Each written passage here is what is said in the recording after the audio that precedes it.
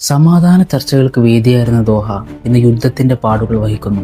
ലോകത്തിലെ ഏറ്റവും സുരക്ഷിതമെന്ന് പറയുന്ന നഗരങ്ങൾ പോലും യുദ്ധത്തിന്റെ വേദിയാകുമ്പോൾ സമാധാനം എവിടെയാണ് കണ്ടെത്താനാവുക? വെറും ചർച്ചകളിലോ കരാറുകളിലോ മാത്രം ഉണ്ടാകുന്നതല്ല ഇതിന് ഉത്തരം. അത് തുടങ്ങുന്നത് ഓരോ മനുഷ്യന്റെയും മനസ്സുകളിൽ നിന്നാണ്. എന്നാൽ ഇന്നത്തെ കാലത്ത് ഓരോ രാജ്യവും സ്വന്തം ശക്തി ഉപയോഗിച്ച് സുരക്ഷ ഉറപ്പാക്കാമെന്ന് കരുതുന്നു. എന്നാൽ അത് സുരക്ഷയല്ല, ഭീതിയാണ്. ലോകമഹായുദ്ധങ്ങൾ, മിഡിൽ ഈസ്റ്റിലെ സംഘർഷങ്ങൾ, ഏഷ്യയിലെയും ആഫ്രിക്കയിലെയും കലാപങ്ങൾ, ഈ ചരിത്രങ്ങളെല്ലാം നമ്മെ ഓർമ്മിപ്പിക്കുന്നത് യുദ്ധത്തിലൂടെ ആരും സമാധാനം നേടിയിട്ടില്ല എന്നാണ്.